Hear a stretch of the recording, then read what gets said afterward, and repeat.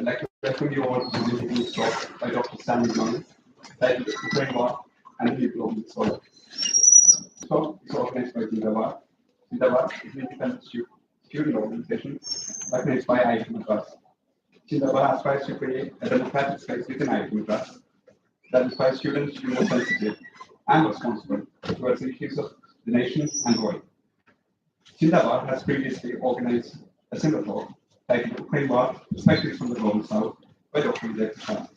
Today's talk will be followed by a Q&A session, honoring of the speaker, and a word thanks ceremony. It was the morning of February 24, 2022, when Russia launched a full-scale invasion of Ukraine. Missiles and airstrikes hit across Ukraine, and ground invasions began shortly on multiple fronts. This was a long-terminated tension between NATO and Russia, starting early 2014 during the Euromaidan Revolution. What was supposed to be a quick and easy victory has since turned into a war for almost a year and a half. The war has depleted Ukraine's working-age population and decimated the country. The war has seen the European Union struggling to balance its own interests with that of NATO. While live TV debates have mostly focused on who is right and who is wrong, the war has disrupted the globalized world in fundamental ways. There are concerns over famines and food shortages in the Middle East, an energy crisis in Europe, and reawakening of frozen conflicts in the post-Soviet space.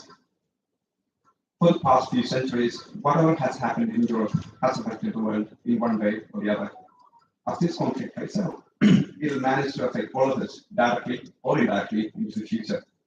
This makes it crucial to understand how our world is changing now. Talking to us today about Ukraine war and the new global disorder is Dr. Johny. Dr. Johny has a PhD in International Studies from Jawaharlal Nehru University, New Delhi. He is at present the International Affairs Editor of the Hindu. He is also an Adjunct Faculty member at the Asian College of Journalism, Chennai. Please welcome to the platform the International Affairs Editor of the Hindu, Dr. Johny.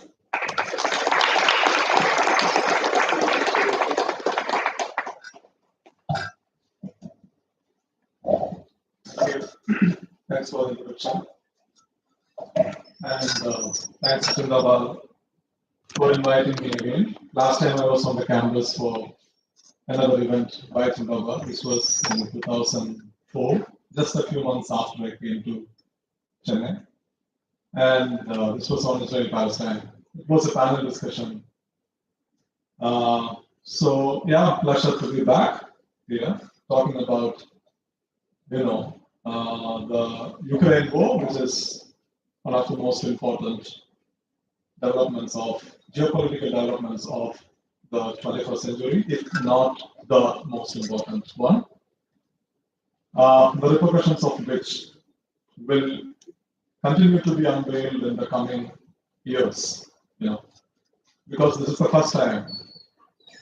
This is the first time since the collapse of the Soviet Union that two great powers are facing each other through a proxy war, but still two nuclear powers. So this will have greater ramifications for the international system. And what I am trying to do is to understand the conflict or its roots and its implications for the global order. None of us, has answers about a lot of questions about the war. We still don't know what Putin wanted to achieve in the war.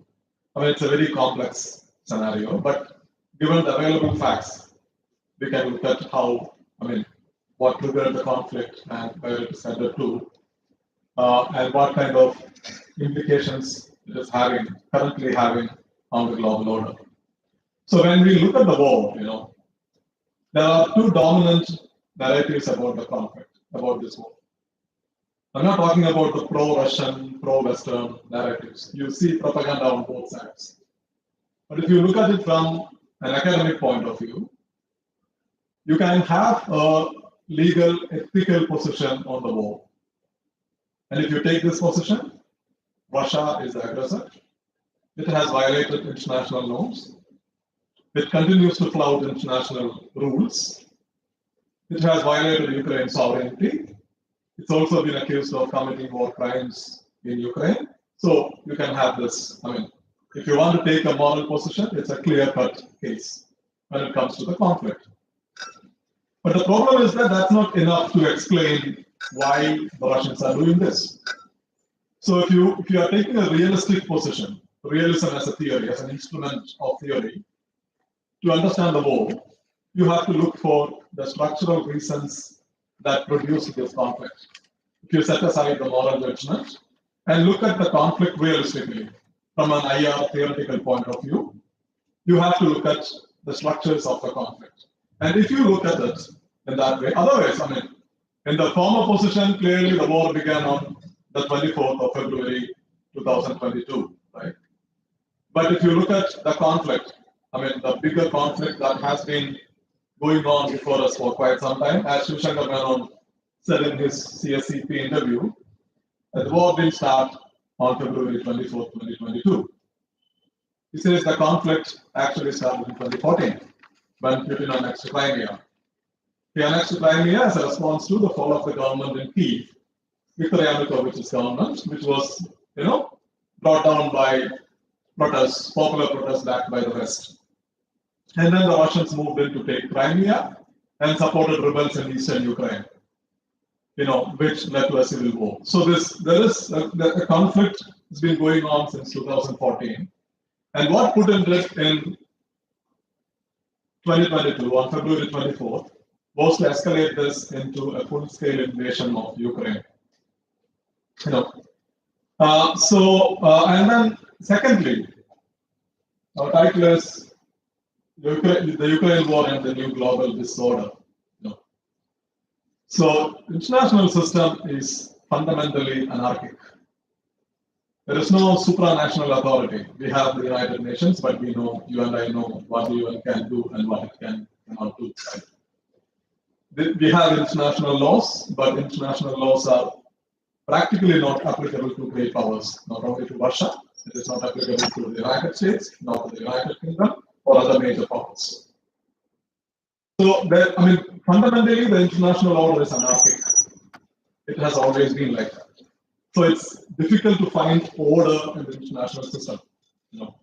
But still, historically speaking, you have seen great powers balancing against each other and bringing in some kind of stability in the international order, right?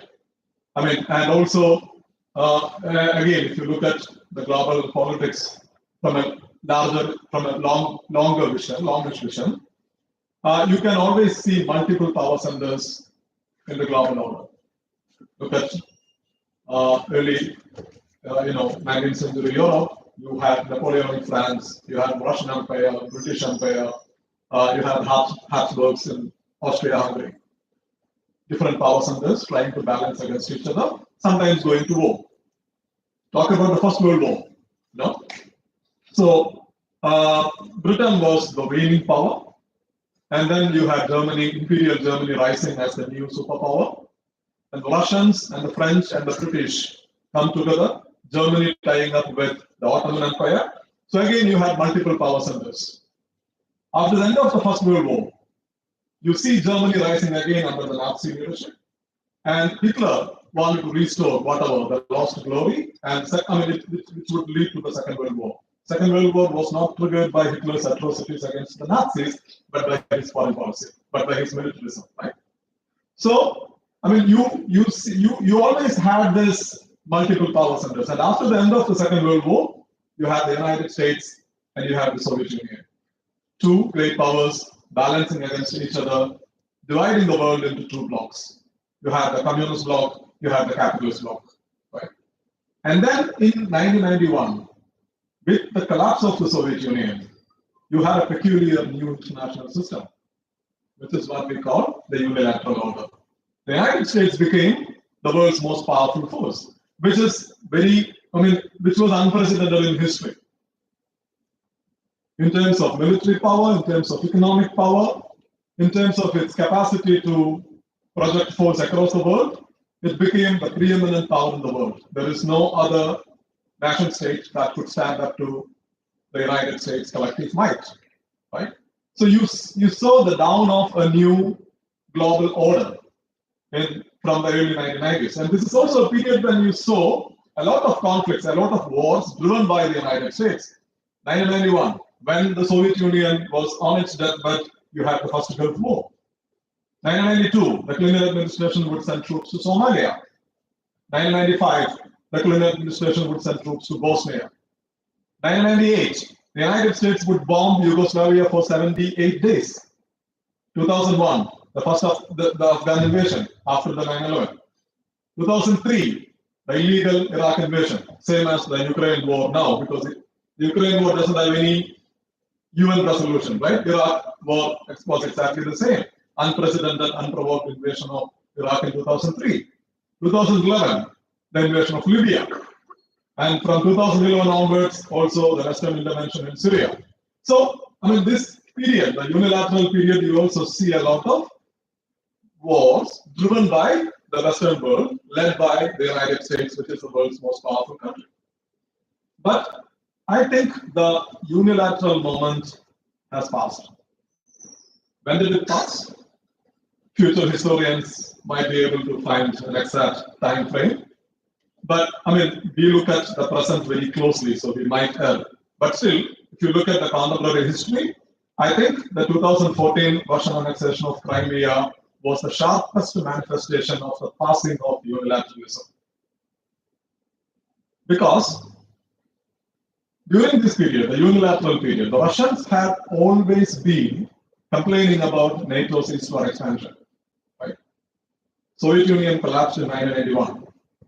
And before the Soviet collapse, when, in 1989, Berlin Wall fell, and German unification was a major agenda of the Western Bloc. And you can't unify Germany because the Soviet Union had thousands of troops placed in Eastern Germany. So the West and the Western Germany and the new leadership of Eastern Germany wanted the Soviet troops to be out in the late 1980s. So what the West promised the Soviet leader, Mikhail Gorbachev, who died recently, who was also the last General Secretary of the Soviet Communist Party, was that NATO would not expand towards the east by an inch. There is a famous book, Not by an Inch.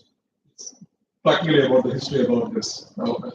So NATO would not expand towards the east by an inch. This was a promise given to Gorbachev. Gorbachev was foolish enough not to get this in writing. This was a verbal commitment. And Soviet Union, and so the Soviets agreed to pull back the troops. Germany would be reunified, which means the eastern part would be part of NATO, right? And in 1998, the first set of NATO expansion would take place after the collapse of the Soviet Union, 1998 to 1999, I'm sorry, 98 to 99. So when Poland, Czech Republic, and Hungary would become NATO members. Boris Yeltsin was the leader at that time, the Russian leader. So Yeltsin kept complaining, but the Russians themselves were in a strategic retreat after the collapse of the Soviet Union, right? The economy was in a free fall. It was still a very weak state. They were still going through this transition. So the Russians were not able to stand up to this. They were complaining, but they had to live with it. And also the United States was, as I said earlier, very powerful. It was a unipolar world. And the US's ability to shape geopolitical outcome was also very strong. So the Russians had to live with it, right? But early 2000s, you see the rise of Putin. But in 2004, NATO would expand again. 7 countries would be inducted into NATO this time, including 3 Baltic republics, Latvia, Lithuania, and Estonia. 3 of them sharing border with Russia.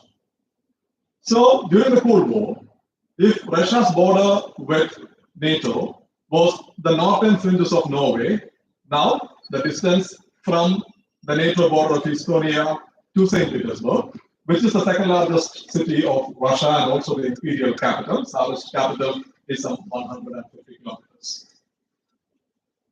So this NATO expansion itself becomes a major issue here. And in 2008, by that time, Russia is becoming a much more confident power.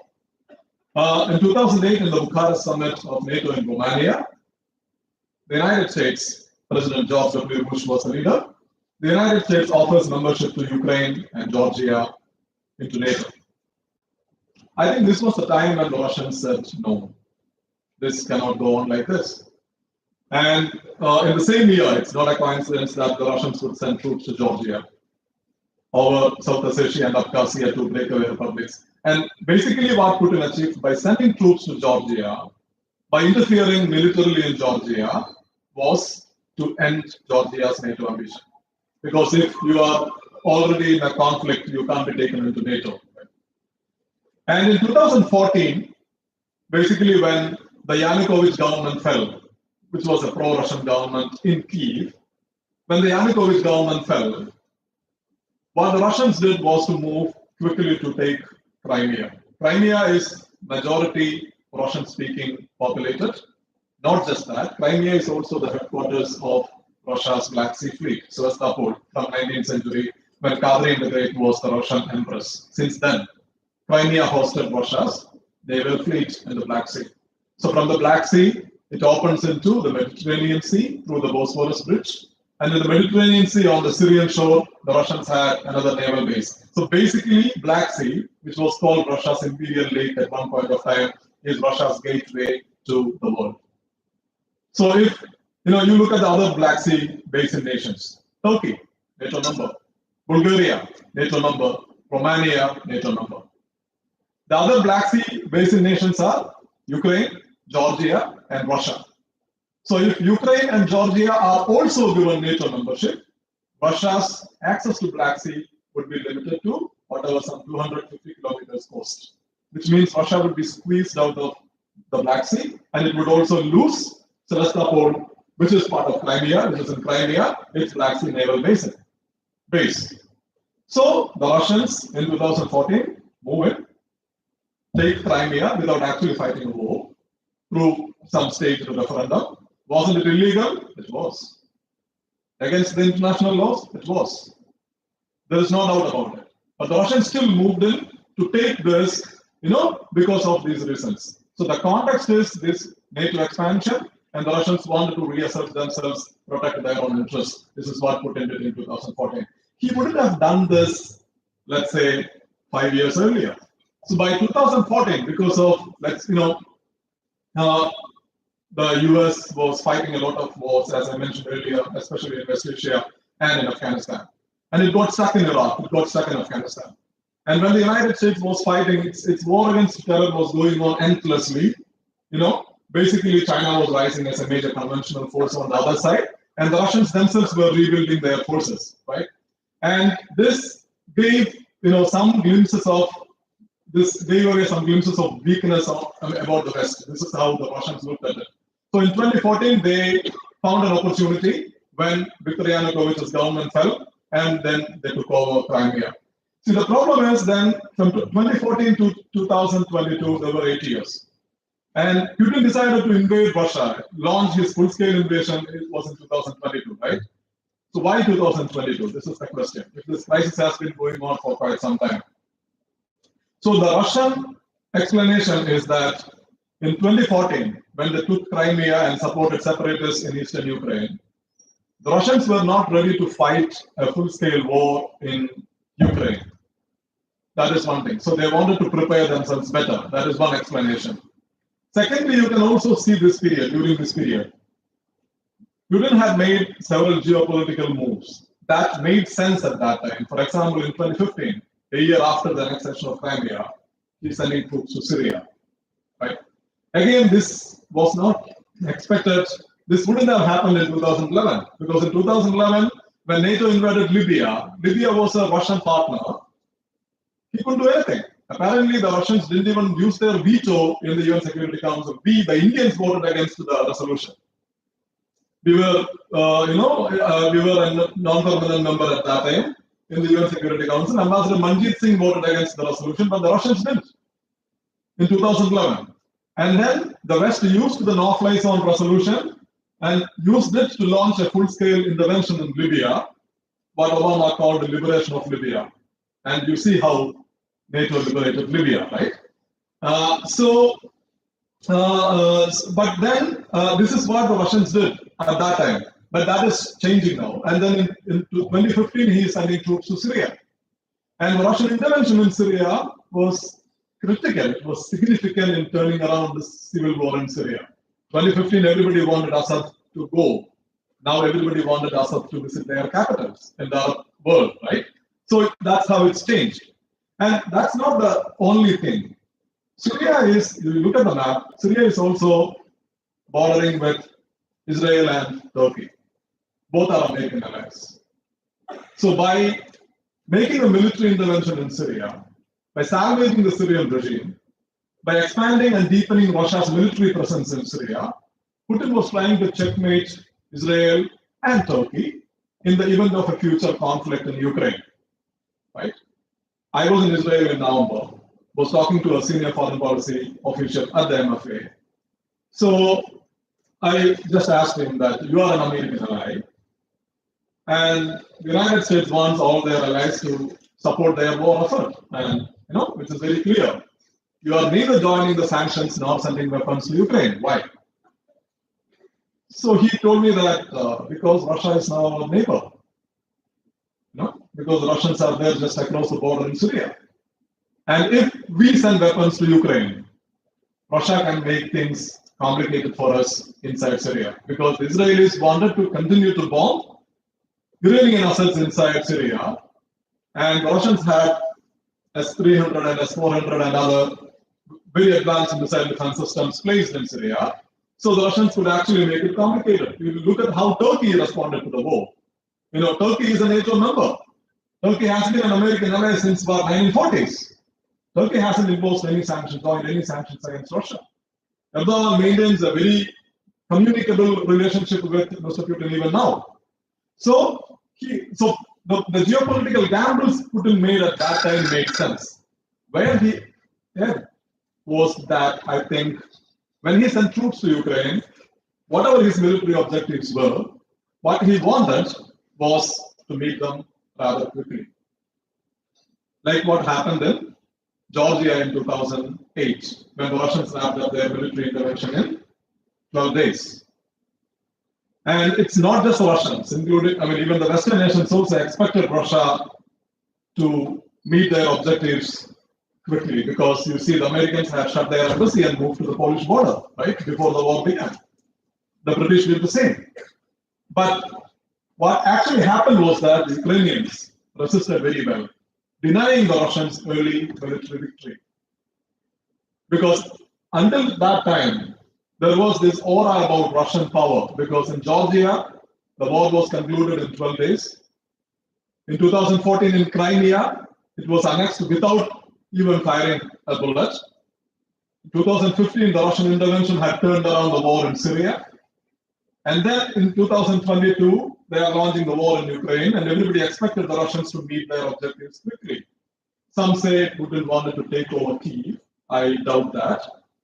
We don't know what he actually wanted to do, but I think he clearly wanted to take the border region, which includes Kharkiv, Zaporizhia, Kherson, Mykolaiv, and Odessa.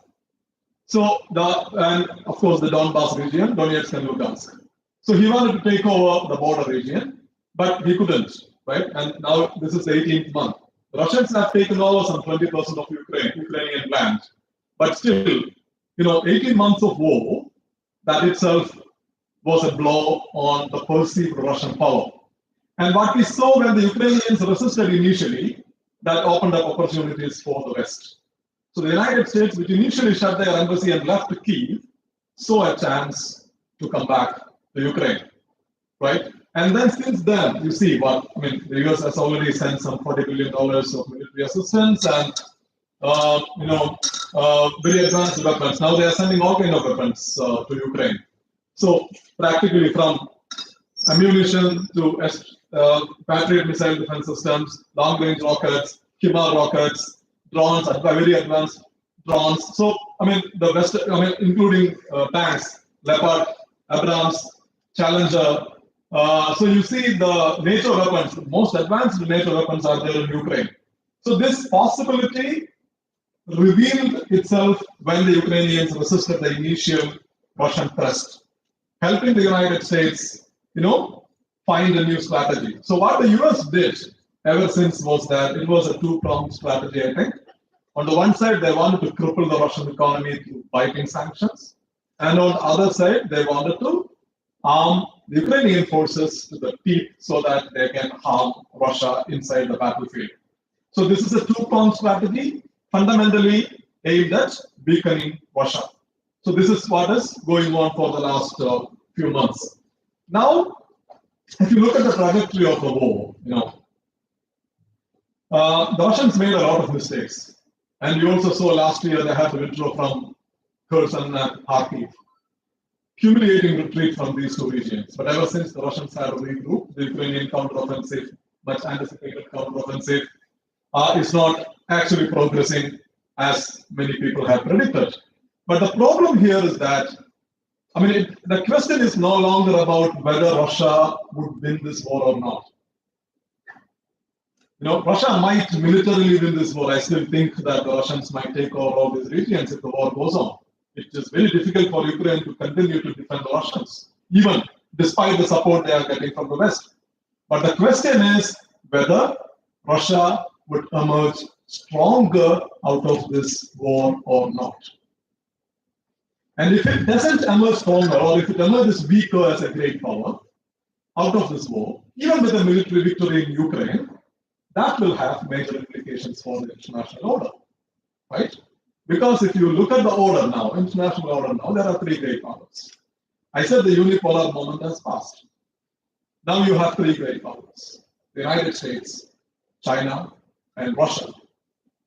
And great powers means it's a very vague term, but if you want to explain it, you look at the population, you look at geography, you look at the military and economic strength to ascertain which country is a great power. The United States is, of course, the world's preeminent power. Even if the United States' ability to reshape the global geopolitical outcomes, which I think is declining, the US remains the world's most powerful military force, it remains the world's biggest economy, and it remains the preeminent power.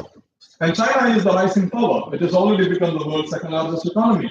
Imagine during the Cold War, when the Soviet Union was at the pinnacle of its power in the 1970s, the Soviet economy was roughly about 65% of the American economy. Now China has already become the world's second largest economy, and it could, theoretically speaking, overcome the United States in a matter of years to become the world's largest economy. It has already built the world's largest navy, and it has its own ambitions, right? And then you have Russia, which is the weakest link in the grouping, and this war, I think, is going to render Russia weaker. So, what kind of a world we are going to get once this war is concluded? That is the question. Professor Stephen Walt of our university, a famous realist, he says what we are going to get is what he calls lopsided multipolarity.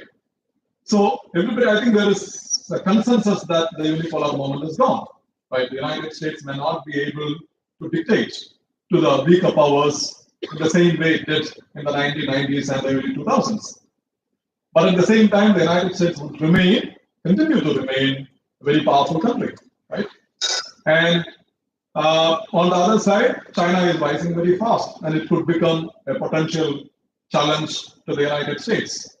And you have Russia, off and on, would continue its militarism, would remain a major military power with the world's largest stockpile of nuclear weapons, and being the world's largest country in terms of landmass, it's unimaginable to defeat Russia militarily.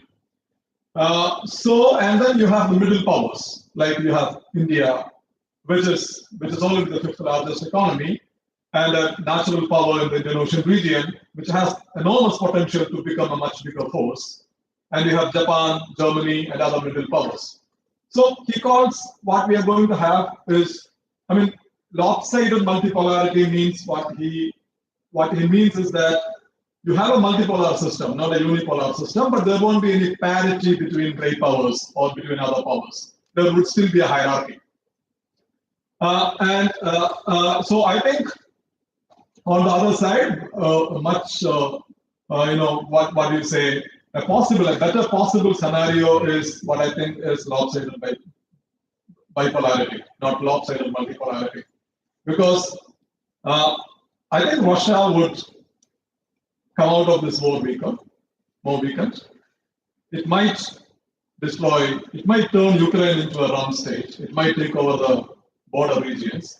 But at the same time, it would take time for Russia to overcome the economic troubles it is facing. And also, you can also see the kind of internal political challenges the war is producing to President Putin, that you saw that in Wagner's mutiny recently. And when the Americans decided to pull back troops from Afghanistan in 2021, the major narrative was that the Biden administration wanted to focus on China, so that they were winding down their unpopular, unwinnable wars in the Muslim world, so that they can focus on a much bigger conventional threat in the East Asia, right? This was the narrative. But now, 2023, August, we see that the United States is stuck in Europe. Who's the United States' most important rival? It's not Russia, right? It's China.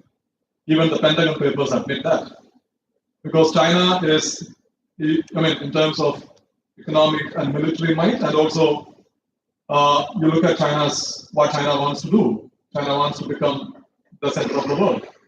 So China is a major systemic rival the United States is facing. But at the same time, the United States is stuck in Europe now because it has gone all the way in to defend Ukraine and it can't pull back. So the rivalry, I think the defining contest of the 21st century is going to be that between the United States and China. And as long as this war continues without a clear solution, as long as the United States is stuck in Europe, I think the Chinese in the long term would find it beneficial because they will continue to get some breathing space for their own rights. So, and Russia, even if they win the war, I don't think that Russia can come close to these two powers in the coming years. So practically, you will have, why it's a lopsided bipolarity? Because during the Cold War, there were two systems and two blocks. That may not happen now. Because you have the capitalist and socialist systems there.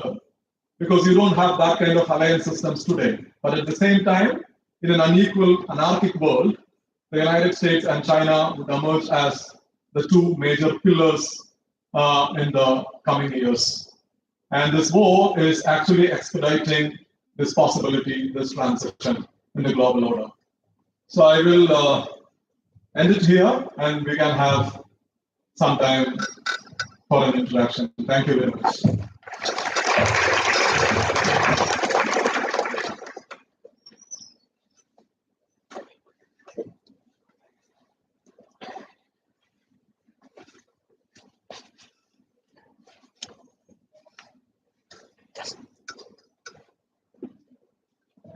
Thank you, Dr. Sandy, for the talk.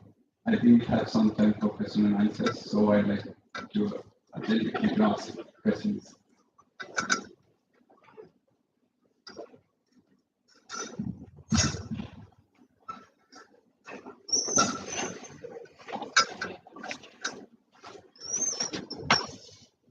Hi, sir. My name is Lara. I'm a fourth year integrated MA student.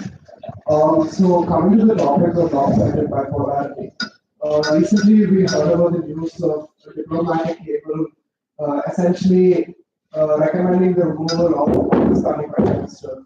Do you see that in the future the US will go on to pursue a more aggressive foreign policy in this regard by trying to remove the chance of moving to a more lopsided bipolar world and back to an idea of the bipolar world that we saw, such as in the case between the US and the Soviet Union? Another question that I have is with the emerging economies in Africa and in Asia and the heightening trade relations happening here, you see that trade relations would possibly remove the chances of the increase in bipolarity?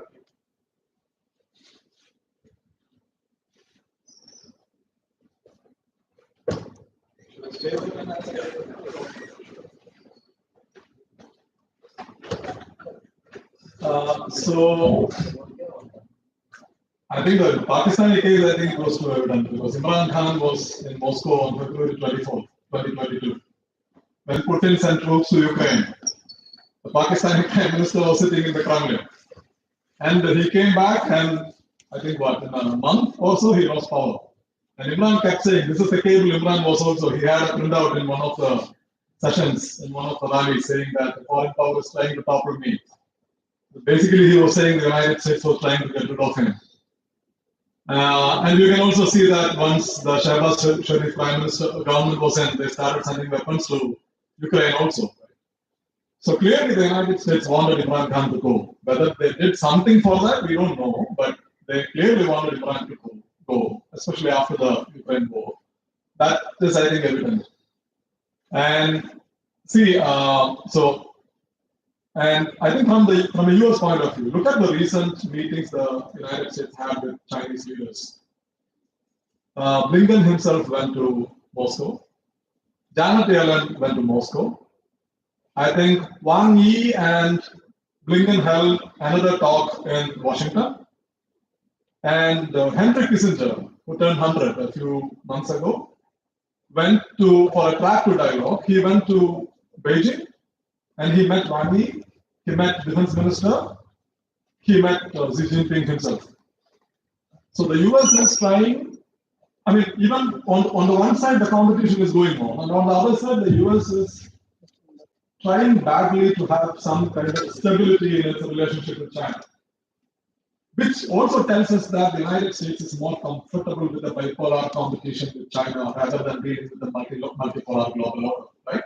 Because this is something which you have excelled and won. You won the Cold War, you defeated the Soviets, you knew how to deal with a potential rival, right? And so the United States, I think, wants to have some stability in their relationship with China. They might compete, they might have proxy conflicts in the future, but they don't want any other major pillars to emerge, which I think is very clear, very evident. So that's how they look at it. And then with regard to trade is, yes, it is important. It will make countries richer. It will also improve cooperation, economic integration, which is the classical liberal international relations theory. I think at least for the middle powers, trade is an important medium to continue to rise, to maintain their own economic prosperity, because the economic prosperity can be turned into national power at a later date. That is important, but will open and seamless trade will have any direct or radical effect on the international system or on the existing power equations? I don't think so. Will trade prevent conflict? Will economic integration prevent conflict? No. That is the story. That is the story of all the conflicts from First World War. Germany and Russia. Just look at it. Germany, for Germany, cheap gas from Russia is integral for its own economic survival. And Germany is Europe's largest economy. Germany is a country that has the potential to become the most powerful country in Europe. And the Germans have built 2 pipelines, Nord Stream pipelines, undersea pipelines from Russia across the Baltic Sea to bring in Russian gas, right? And some 32% of German gas is coming from Russia. So gas from Russia is important for you. Economic cooperation with Russia is important for your own economy. And then in September 2022, somebody blew up the Nord Stream pipeline. Who did it? I mean, yeah, there are different theories. You have Seymour Hersh saying that the CIA did it, and then the Wall Street Journal, New York Times, Washington Post reporting, quoting American intelligence saying that the Ukrainians did it. So either the Ukrainians did it or the Americans did it. You're talking about a pipeline that is the lifeline of your economy. Imagine that the Ukrainians did it. They blew up your pipeline. You had a 25% stake in the pipeline, which was also important for your economy. And what the Germans are doing, their most recent announcement is a 700 million military and economic assistance for Ukraine. Doesn't make any sense from a realistic point of view, right? But this is what the geopolitical fault lines are. We have a question from online. So, Prashant asks, Ukrainian regime has tried to suppress the Russian language and the Russian Orthodox Church in the past. So Ukraine seeks NATO membership to do this with impunity. How do you view this aspect, and how should it influence India's stance? India's stance. Okay. I think these are two different things, but still, yes, it's true. It's factual that the Ukrainian regime was discriminatory against the Russian-speaking people in the East. And also, it is also a fact that Ukraine is using indiscriminate force in the Donbas region where civilians are getting killed, which is hardly reported. The Russians do it. The Russians keep doing it. I'm not absolving the Russians of it, but the Russian crimes are being reported. It is being highlighted. We all know about it. But the Ukrainian, they use the Western supplied weapons to target civilian centers in Donetsk and Lugansk, which is hardly covered anymore. So yes, the systemic discrimination against the Ukrainian, Russian-speaking people, and also the military high-handedness in the Donbas region, these two are basic facts, but hardly reported in the mainstream media.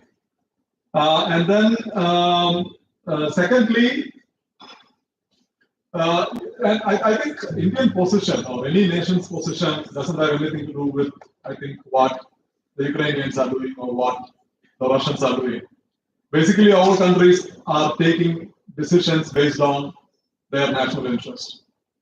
So, do you think the Americans are supporting Ukraine to defend Ukrainian democracy?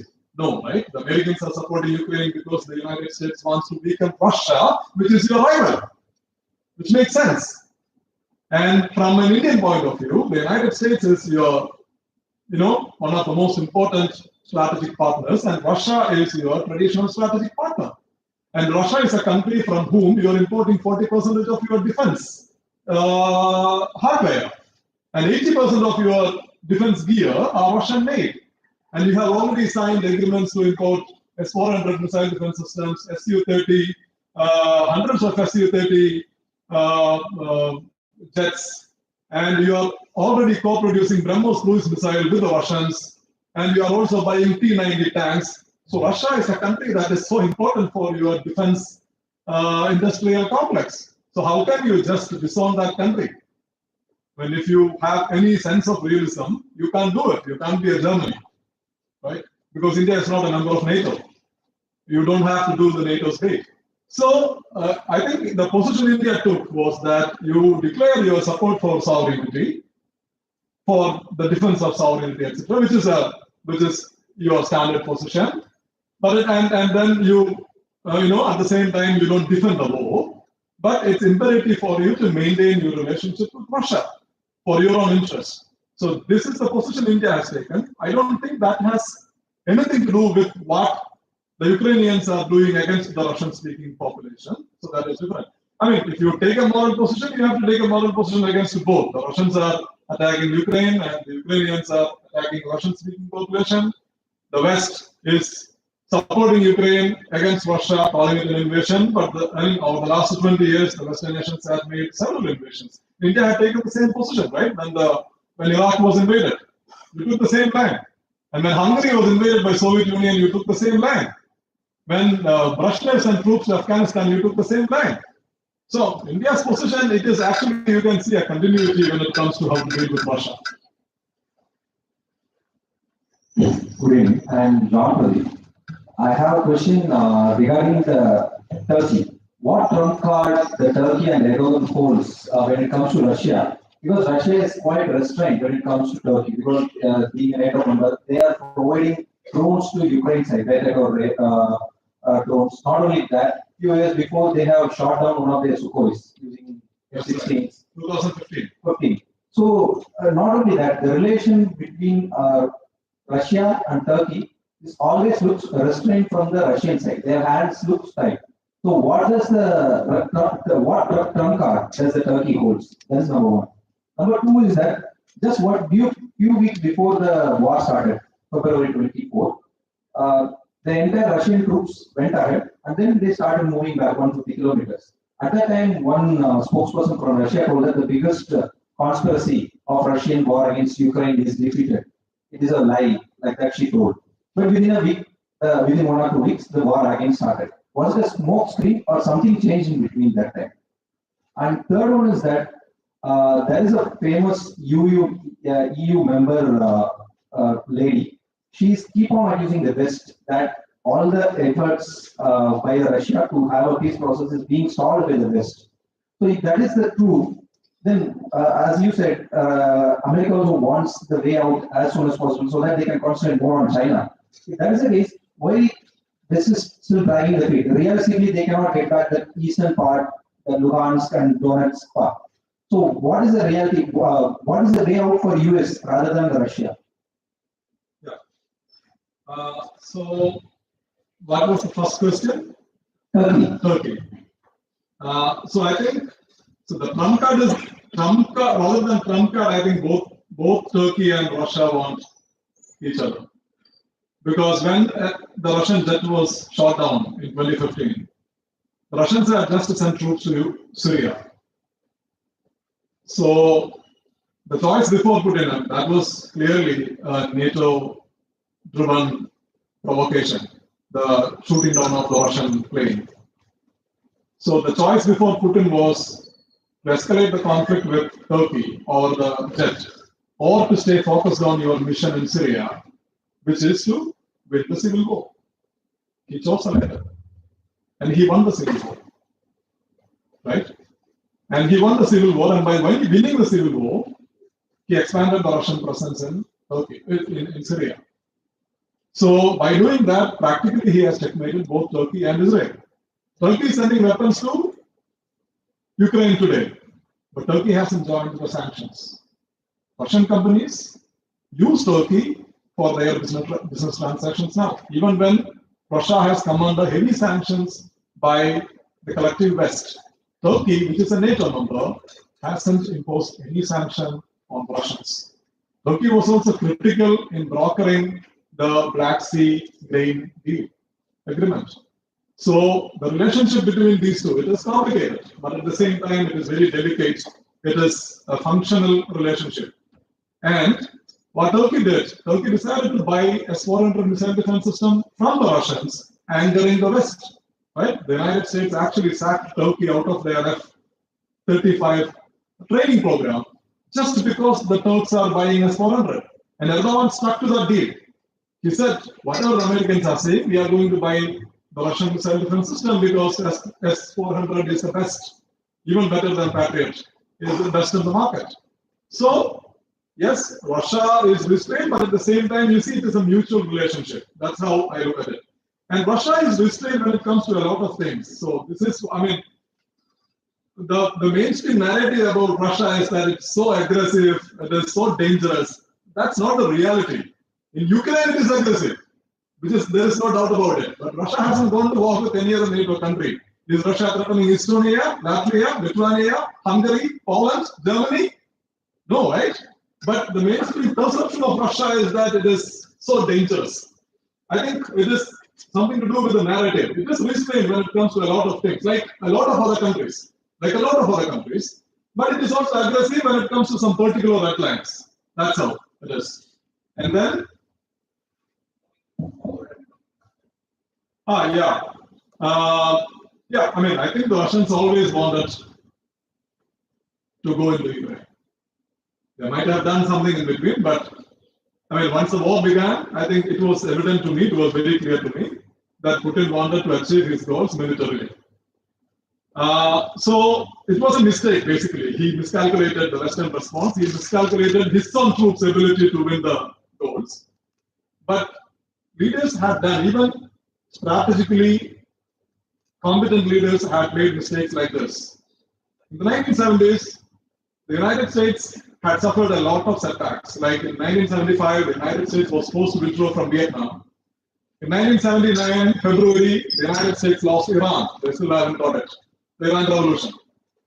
In 1979, and in 1979, on the Christmas Eve, 24th of December 1979, Leonid Brezhnev, the Soviet leader, decided to send troops to Afghanistan because he saw America's defeat in Vietnam and America's whatever, setbacks in West Asia as a clear setback to the American power, and also the 1971 Bangladesh War. So there were a host of setbacks for the United States, and the Soviet Union saw that as a moment of weakness in the capitalist system, and Brezhnev wanted to seize it on, and he sent troops to Afghanistan, 1979. Soviet Union never recovered from that mistake. See, I think the United States withdrew from Afghanistan now in 2021 in August 31st. Taliban came back to power. Effectively, 20 years of American intervention in Afghanistan was for nothing, right? 20 years of war. The United States went to Afghanistan, dislodged the Taliban, and it left Afghanistan, handing the country back to the Taliban. So Putin clearly saw that as a moment of weakness in the capitalist order, in the Western alliance. He also saw a lot of contradictions in NATO. So then he decided that this is the moment to make a move. He has been preparing for this. So that the Syrian intervention, the reorientation of the Russian defense, the annexation of Crimea, everything was part of a bigger war that was coming, where the urge was that the Russians didn't meet their objectives quickly. That was a mistake. And the third question? There is no way out for either side. It's a very complex situation now, because you look at both sides. Ukraine has lost 20% of its territories. No Ukrainian leader, including Zelensky or anybody, can accept that they lost this much territories after, whipping up the nationalist passions, everything. They can't just accept and move on. That is one thing. And on the other side, the Russians had already annexed 4 regions, right? Zaporizhia, Kherson, Donetsk, and Lugansk. And they are controlling almost the whole of Donetsk and Lugansk, but they are not controlling half of Zaporizhia and Kherson. So Putin also cannot stop fighting without getting what the Russian state says are Russian territories. So the Russians want more territories, and the Ukrainians cannot lose territories. So there is no common ground. And the Russians also want neutrality from Ukraine. Russia never wants Ukraine to join NATO.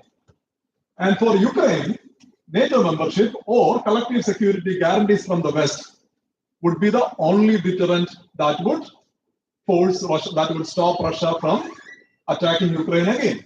So you see, there is no common ground now.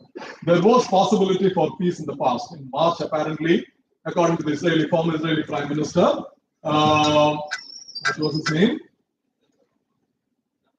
Naftali Bennett. Naftali Bennett said in an interview that at least some broad framework of a peace agreement was agreed upon. This is before the Russians made the annexation of the 4 territories. But then British Prime Minister Boris Johnson traveled to Kyiv, told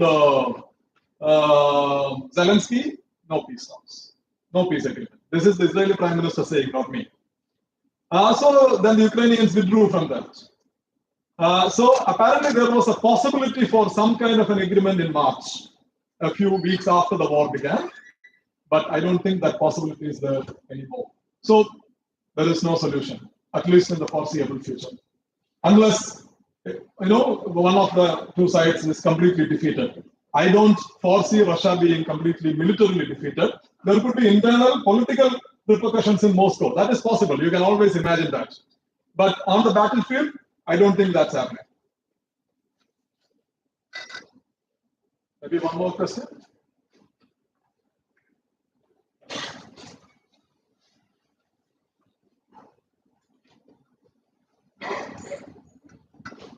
So I just wanted to ask 2 questions, 2 different questions. One, because of this outcome of the war, the global arms industry will be seeing a paradigm shift. Because earlier the major exporters were USA, Russia, and followed by China, maybe a few European countries. But after this war, maybe it will whether be true or false, we don't know exactly. The thing is that the opinion on Russian weapons has hit a new low. So who will be coming to fill the gap in the global arms exports? That is one thing. And another thing is, what will be the position of the Russian armed forces after this war? Whether the war will be won or lost. So has the reputation of Russian armaments hit a new low? Has it? Because in the Ukrainian counteroffensive, before the counteroffensive began, see, Russians made battlefield mistakes in the first round of the war. But before the counteroffensive began, on the one side you have HIMAR rockets, Patriot missile defense systems. You have Storm. What is that? The British cruise missiles. Yeah, Storm Shadow, right? And the French cruise missile. Again, I forgot the name, but the French cruise missile. Abrams tanks from the US, which is not in the battlefield, but it is on the way. Challenger from the UK. And of course, you have Leopard 2 tanks from Germany, and ammunition, shells, and including cluster munition, right? You have the entire bunch of NATO weaponry on the battlefield, and still, we are talking about 8 weeks. Ukraine hasn't had a single breakthrough after the counteroffensive began. So it's a big crisis the West is facing. I mean, in terms of the effectiveness of their weaponry. So I don't know. I mean, but the Russians on the other side made a lot of battlefield mistakes. That's why they were practically defeated in Kherson and Kharkiv last year. But the weapons, I don't know. I mean, I'm not a defense expert, but if you look at the anecdotal evidence, I doubt whether the reputation of the Russian defense system. And there are a lot of exporters coming up. Sweden is apparently the country which is always talking about peace, is a major weapons exporter, defense exporter, right? Israel is coming up big. France is huge. Of course, the United States, China, and Russia.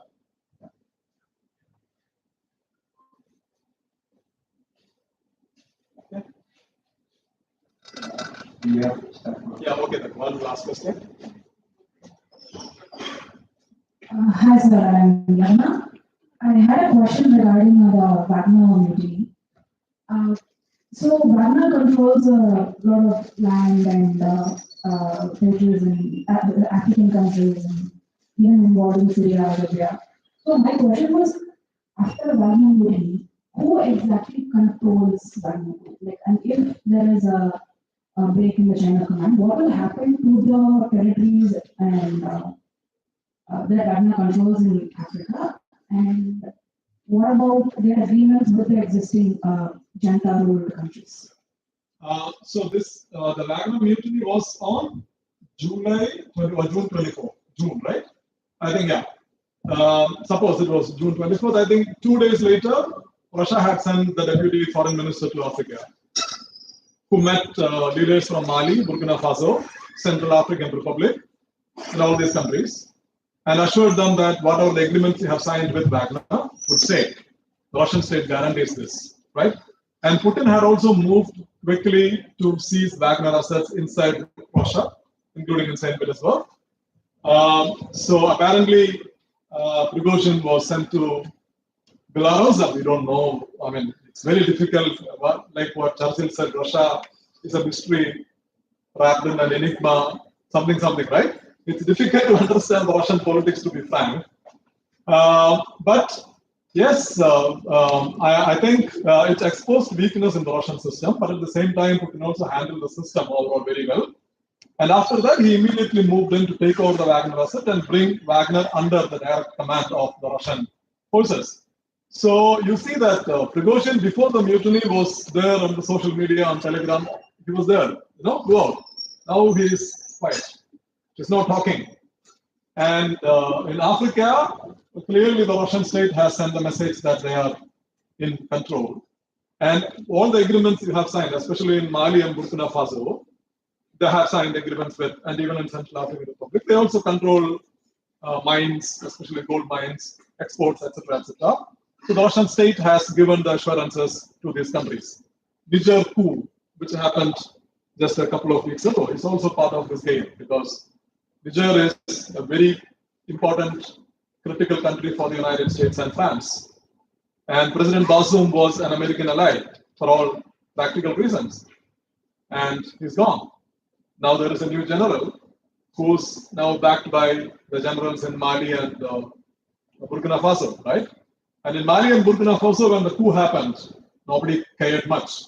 But in both countries, French troops were sent packing.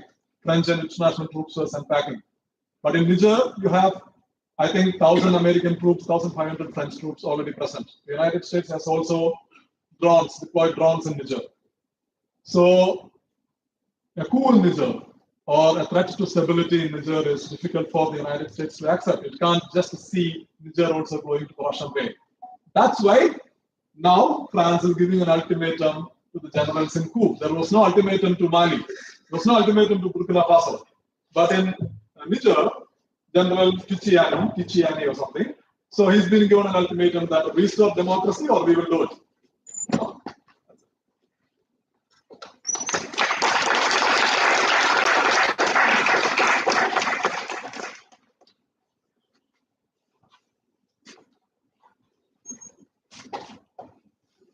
Thank you for your questions. Thank you so much, Dr. Stanley, for your answers.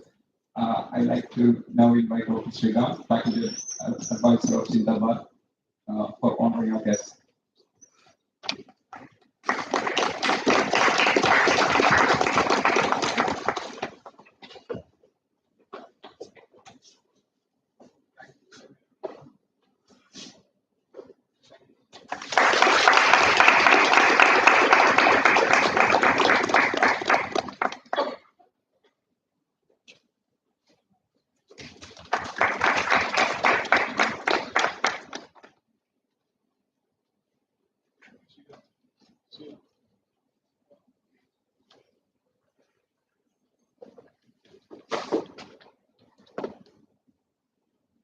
I'd like to now welcome on stage Dr. Nasser for the vote of thanks.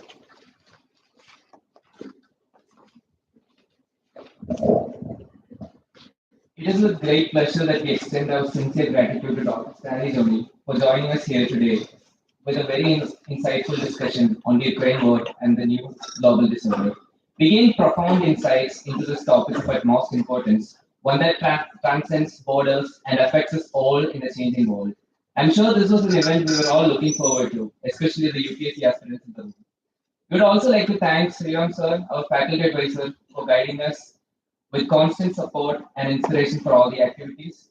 And most importantly, thank you to all the students and faculty who found time to join us this evening and making this one of our successful programs so far. Thank you everyone, and we wish you all a very happy Independence Day in advance.